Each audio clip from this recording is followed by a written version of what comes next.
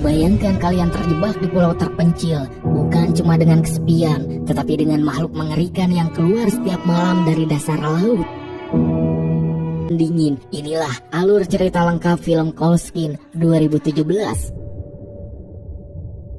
Cerita dimulai dengan sebuah tim penjelajah yang sedang berada di tengah Samudra Atlantik Selatan. Mereka berlayar menggunakan sebuah kapal besar. Di atas kapal terdapat seorang petugas cuaca bernama David yang bertugas mencatat dan melaporkan kondisi cuaca. Tujuan perjalanan mereka adalah sebuah pulau terpencil yang terletak tepat di tengah samudra, yang mana pemerintah mengirim David ke pulau itu agar ia bisa mengamati perubahan cuaca yang terjadi di sana. David ditugaskan untuk tinggal selama hampir 1 tahun penuh, mengumpulkan data cuaca setiap hari lalu kembali setelah tugasnya selesai. Untuk itu, David telah diberi persediaan makanan selama 1 tahun penuh, serta seluruh perlengkapan yang ia butuhkan untuk bertahan hidup seorang diri. Setelah menempuh perjalanan panjang selama berhari-hari, akhirnya kapal tersebut tiba di dekat pulau tujuan. Mereka pun turun menggunakan perahu kecil dan mendarat di pulau tersebut, di mana pulau ini terlihat sangat sunyi dan menyeramkan. Tak ada satupun burung yang terbang di langit, juga tak terdengar suara kehidupan apapun. Di pulau itu hanya terdapat sebuah mercusuar dan sebuah rumah kecil, dan rumah itulah yang nantinya akan menjadi tempat tinggal David. Yang mana sebelumnya pulau itu dihuni oleh seorang petugas cuaca lain bernama Robert. Ia telah menjalani tugas yang sama, yaitu tinggal sendirian selama 1 tahun penuh untuk mengumpulkan data cuaca, dan kini masa tugas Robert telah berakhir dan David yang harus menggantikannya. Namun saat seluruh tim mengunjungi rumah tersebut, mereka begitu terkejut karena tak ada tanda-tanda keberadaan manusia, sebab rumah itu kosong yang di dalamnya barang-barang milik petugas lama terlihat berserakan, seolah hal itu ditinggalkan secara tiba-tiba. Melihat kondisi itu, kapten kapal dan David berpikir bahwa mungkin seseorang berada di mercusuar, yang tanpa membuang waktu mereka pun segera menuju ke sana.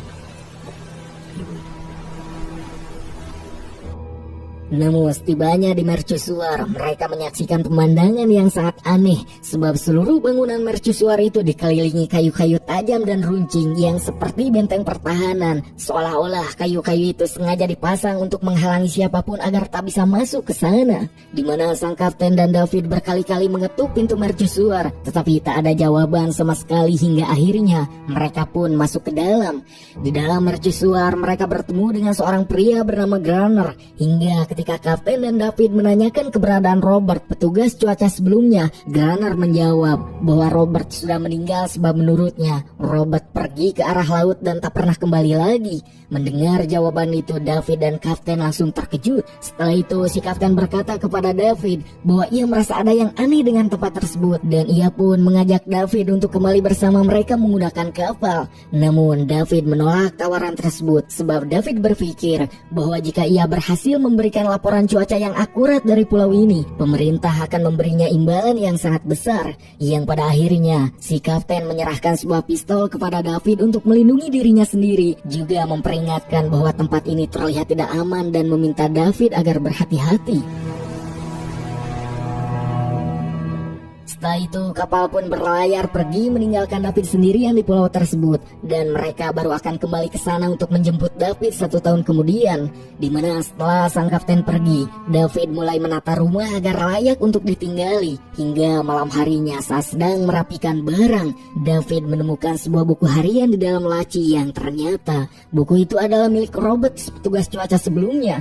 Di dalam buku harian itu, Robert menuliskan banyak hal tentang pulau tersebut. Namun ada sesuatu yang membuat David merasa tak nyaman, yaitu di beberapa halaman Robert menulis tentang makhluk misterius, dan catatan tersebut tak lengkap sebab banyak bagian yang terputus juga tak jelas. Selain itu, di dalam buku tersebut juga terdapat sketsa-sketsa makhluk aneh yang tak pernah dilihat David sebelumnya, yang mana hal itu tentu membuat David tak mengerti mengapa Robert menggambar hal-hal seperti itu, dan ia mulai berpikir mungkin Robert melakukannya karena gabut. Dan di salah satu halaman terdapat foto istri Robert yang ditempel rapi. David pun terus membaca buku itu hingga larut malam. Keesokan paginya, David terbangun dan segera memulai rutinitas barunya sebagai petugas cuaca. Ia mencatat suhu, arah angin, dan kondisi laut, di mana segalanya terlihat normal. Meskipun suasana pulau itu tetap terasa ganjil dan juga sunyi, di mana saat berjalan mendekati pantai untuk mengamati kondisi laut, langkah David tiba-tiba terhenti. Ia melihat sesuatu yang tak wajar, sebab di antara bebatuan karang terdapat susunan batu yang membentuk pola aneh, dihiasi dengan cangkang-cangkang laut. Pola itu terlihat seperti sengaja disusun, bukan terbentuk secara alami. David pun merasa heran. Ia menduga mungkin Grunner yang telah membuatnya. Dengan perasaan yang tak nyaman, ia pun memilih kembali ke rumah dan melanjutkan pekerjaannya. Siang harinya, David mengamati mercusuar dari kejauhan menggunakan teropong. Yang dari sana, ia melihat Grunner sedang berdiri di depan mercusuar. Namun yang membuatnya terkejut, Grunner tampak tidak sendirian, di mana ada sesosok makhluk aneh berdiri di dekatnya. David pun berusaha memfokuskan pandangannya, tetapi tiba-tiba sosok itu menghilang begitu saja. Dan David mengira, mungkin matanya salah lihat atau pikirannya mulai berhalusinasi karena ia terlalu lama tinggal sendirian. Hingga saat menjelang malam, angin bertiup semakin kencang, di mana langit pun menjadi gelap. David kemudian kembali ke rumah dan sibuk mencatat data. Yang di momen tersebut, tiba-tiba David mendengar suara seseorang mengetuk pintu. David yang mendengarnya terdiam, kemudian ia memanggil nama Grunner, mengira bahwa Grunner lah yang datang ke sana. Namun saat David memanggil-manggil nama Grunner, ternyata tak ada jawaban, di mana dengan penuh rasa kehariwang, David kemudian mendekati pintu sambil membawa lampu dan saat itu ia mendengar suara aneh dari luar, yang mana suara itu sama sekali tak terdengar seperti suara manusia yang di momen tersebut. Tiba-tiba David pun langsung diliputi rasa takut yang luar biasa. Ia mundur perlahan, lalu berlari ke ruang bawah tanah dan bersembunyi. Yang tak lama kemudian, pintu rumah pun berhasil didobrak, di mana makhluk itu masuk ke dalam dan mulai menggeledah rumah, seolah tahu bahwa David masih berada di sana. Dengan jantung berdegup kencang, David mengintip dari balik celah kecil, di mana saat makhluk itu mendekat, David pun refleks menusukkan pisau ke arah matanya yang membuat makhluk itu menjerit keras. David pun kini terjatuh lemas, seluruh tubuhnya gemetar ketakutan dan malam itu David tak bisa tidur sebab kini ia yakin bahwa apa yang ditulis Robert di buku harian itu bukanlah sebuah khayalan. Pagi harinya David keluar rumah dengan waspada. Hingga di pesisir pantai, ia menemukan jejak kaki aneh yang mengarah ke laut, dan jejak kaki itu jelas bukan jejak manusia. Saat itulah David mulai memahami mengapa mercusuar dipenuhi kayu-kayu runcing. Dengan rasa panik, David berlari menuju mercusuar dan memohon kepada Grunner agar membukakan pintu dan kemudian menceritakan apa yang ia alami pada malam sebelumnya. Namun Grunner menolak membantunya, di mana Grunner mengatakan bahwa David seharusnya pergi bersama kapal kemarin. Bahkan Grunner menyiram David dengan air dari atas mercusuar agar David segera pergi. David yang tak punya pilihan, ia pun kembali ke rumah dan mulai mengantisipasi datangnya makhluk aneh seperti semalam. Ia pun mulai menutup jendela dengan papan kayu, memasang kayu-kayu runcing di sekeliling rumah, dan menumpuk buku serta kertas di depan pintu. Lalu kemudian ia menyiramkan minyak di sekitar rumahnya dengan niat agar jika makhluk itu kembali, ia bisa langsung membakarnya. Hingga saat membersihkan rumah, David menemukan sebuah peti tua yang tersembunyi, yang mana di dalamnya terdapat senjata dan juga peluru, di mana penemuan tersebut pun memberinya sedikit rasa aman, meskipun ketakutan masih menyelimuti dirinya. Singkatnya, malam pun tiba. Dari balik jendela, David melihat sesuatu yang membuat darahnya membeku, sebab ia melihat bukan hanya satu makhluk yang muncul dari arah laut, melainkan sangat banyak, di mana terlihat mereka bergerak merangkak bangkit dari ombak dan perlahan mendekati rumah David. Mereka pun mulai menghantam pintu dan juga jendela. David kemudian menembak beberapa di antaranya, namun makhluk-makhluk itu justru semakin brutal. Mereka berteriak, mengaum dan berusaha masuk dari segala arah. Dalam kepanikannya, David kemudian menyalakan api pada tumpukan kertas di depan pintu, yang mana api pun membesar dan memaksa makhluk-makhluk itu mundur ke arah laut. Akan tetapi, api itu justru menjalar ke seluruh rumah, dan rumah kayu itu terbakar dengan sangat cepat. David pun terpaksa melarikan diri dan bersembunyi di balik batu besar dekat mercusuar. Hingga tak lama kemudian hujan deras pun turun dan memadamkan api. Tetapi kini rumah David telah hancur menjadi abu, dan kini satu-satunya tempat berlindung yang tersisa hanyalah mercusuar. Tanpa tempat tinggal dan dengan rasa takut yang terus menghantui, David tak memiliki pilihan lain selain mengintai mercusuar. Ia memperhatikan gerak-gerik Grunner dari kejauhan, menunggu saat yang tepat untuk mendekat. Namun belum sempat ia mendekat, tiba-tiba sesuatu menyerangnya dari belakang, yaitu bebenguk makhluk yang sama seperti yang menyerang sebelumnya. David pun berusaha melawan dan dalam rasa panik, ia hampir saja membunuh makhluk tersebut. Namun tepat sebelum itu terjadi, Grunner berteriak dan menghentikannya. Grunner dengan marah mengatakan bahwa makhluk itu tak boleh dibunuh karena makhluk tersebut adalah miliknya. David tentu terkejut sebab ia tak menyangka Grunner memiliki hubungan dengan makhluk tersebut. How many did you kill? Don't know. We gotta go. Grunner lalu memaksa David masuk ke dalam mercusuar. Di sana Grunner mengatakan bahwa David hanya punya satu pilihan jika ingin bertahan hidup, tinggal di mercusuar dan mematuhi semua aturannya. Mendengar hal itu, David kemudian mengajukan syarat. Ia berkata bahwa jika Grunner ingin makhluk itu tetap hidup, maka ia harus mengizinkan David tinggal di mercusuar. Yang pada akhirnya Grunner pun setuju David tinggal di mercusuar. Dimana setelah itu David kini tinggal di dalam mercusuar, tempat yang selama ini ia hindari. Dimana di dalamnya ia melihat kondisi hidup Grunner yang suram dan juga kacau, sebab mercusuar itu dipenuhi bau alkohol, peralatan rusak dan juga tanda-tanda keputusasaan. Keesokan paginya, David terbangun dengan tiba-tiba merasakan sakit di tangannya. Namun ketika ia melihat lukanya, ia terkejut karena luka itu telah sembuh sepenuhnya, yang ternyata di sampingnya makhluk laut betina sedang menjilat tangan David. Melihat hal itu, David hanya terpaku dan ia menyadari bahwa makhluk tersebut memiliki kemampuan penyembuhan. David kemudian berpikir bahwa jika rahasia tersebut dibawa ke dunia luar, maka segalanya akan berubah. Namun saat ia menyampaikan hal itu kepada Grunner menolak mentah-mentah ide David sebab baginya pulau ini adalah dunianya dan ia tak ingin meninggalkan pulau tersebut. Grunner pun kemudian mengungkapkan rahasia kelamnya. Alasan makhluk betina itu setia kepadanya karena Grunner pernah menyelamatkannya saat masih kecil, dimana sejak saat itulah makhluk itu terpikat kepada kebaikan Grunner. Namun alih-alih melindunginya, Grunner justru memperlakukan makhluk itu dengan sangat kejam. Ia memaksa menuruti kehendaknya dan setiap malam makhluk-makhluk laut menyerang mercusuar dengan niat untuk menyelamatkan makhluk betina tersebut. Namun ternyata mereka selalu gagal sebab sinar matahari di siang hari membakar kulit mereka yang memaksa mereka kembali ke laut sebelum fajar datang. Kini David pun mulai menyadari bahwa para makhluk itu bukanlah monster tanpa akal, melainkan makhluk hidup yang memiliki perasaan dan ikatan satu sama lain. Hari demi hari berlalu dan David kini terpaksa menjalani rutinitas yang kejam, di mana setiap malam ia harus bertarung melawan makhluk laut, sementara di siang hari ia bekerja membantu Grunner dan mengisi persediaan air.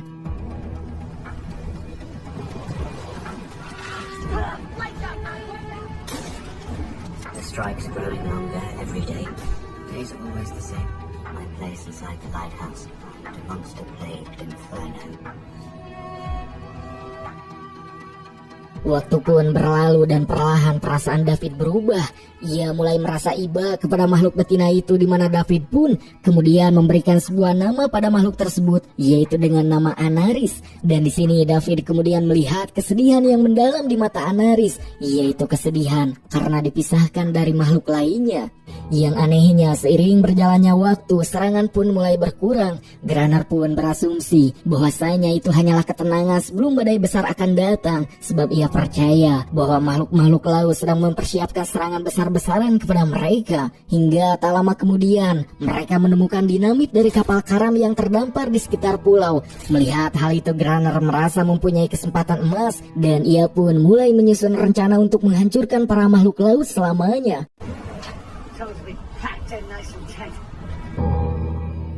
Singkatnya, beberapa bulan pun berlalu, musim dingin datang, salju mulai menutupi pulau. Anehnya, serangan para makhluk laut berhenti total, karena kini tak ada teriakan dari laut, tak ada bayangan di antara ombak, seolah-olah mereka tahu bahwa sebuah jebakan besar telah disiapkan. Menyadari hal tersebut, Grunner mulai curiga. Ia menuduh Anaris telah memperingatkan para monster yang lain, yang mana Grunner pun marah kepada Anaris dan kini ia kembali menyiksa Anaris. Melihat hal itu, David yang tak tahan melihatnya akhirnya melawan Grunner.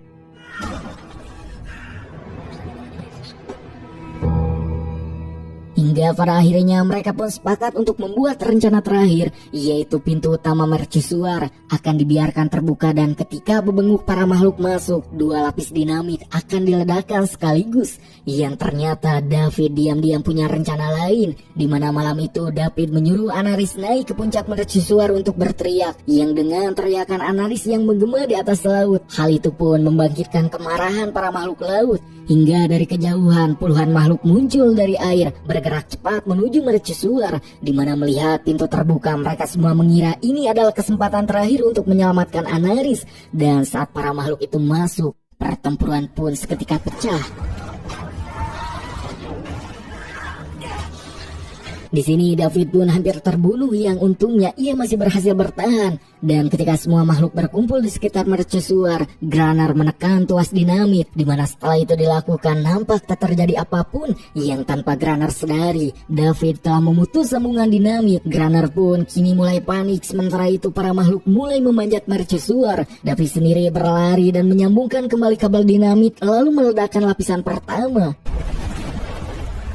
Namun sebagian makhluk tersebut masih hidup. Granar dalam kegilaan dan amarahnya kemudian meledakkan lapisan kedua, di mana ledakan itu pun menjatuhkan David dan juga Granar hingga tak sadarkan diri.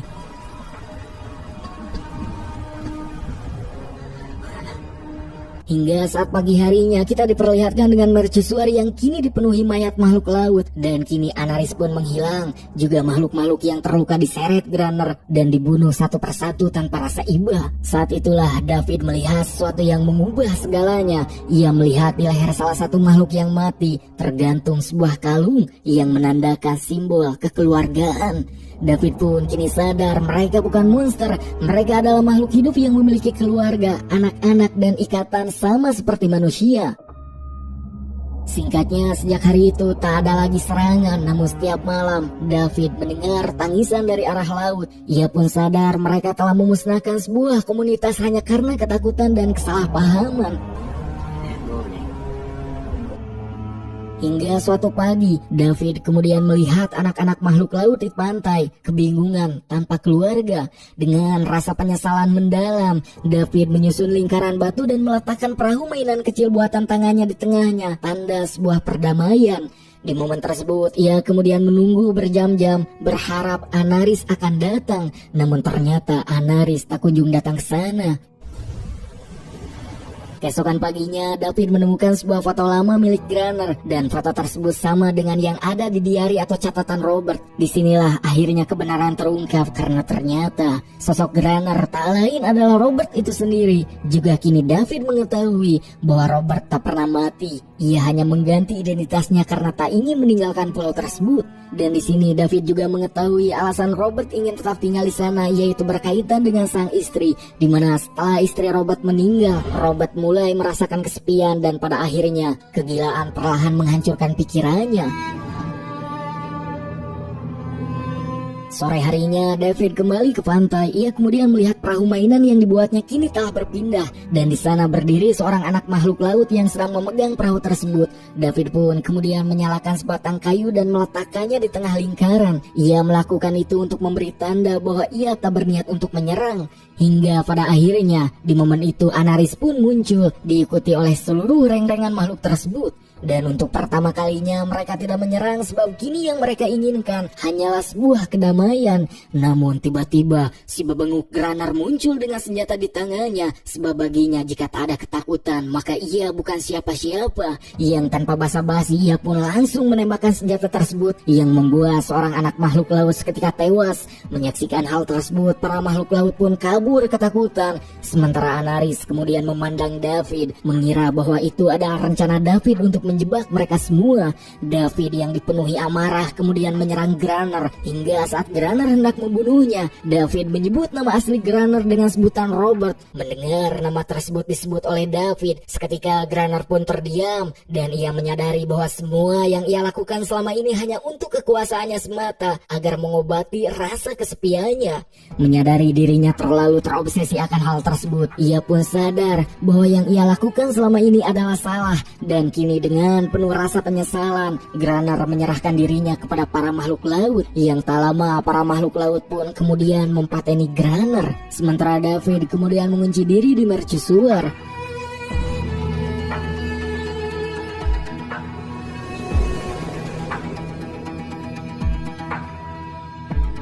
Singkatnya, waktu pun berlalu. Setahun kemudian sebuah kapal pemerintah tiba. Seorang petugas baru dan petugas cuaca baru datang. Hingga ketika mereka bertanya tentang petugas sebelumnya, David menjawab hal yang sama seperti yang dikatakan Grunner dulu, yaitu petugas lama telah pergi ke laut dan tak pernah kembali. Dan kini David pun memutuskan untuk memilih tinggal di sana sendirian. Sementara itu Anaris dan para makhluk lainnya akhirnya hidup bebas di laut dan di pulau tanpa ketakutan. Film pun ditutup dengan diperlihatkannya pulau tersebut yang kembali sunyi dan juga damai.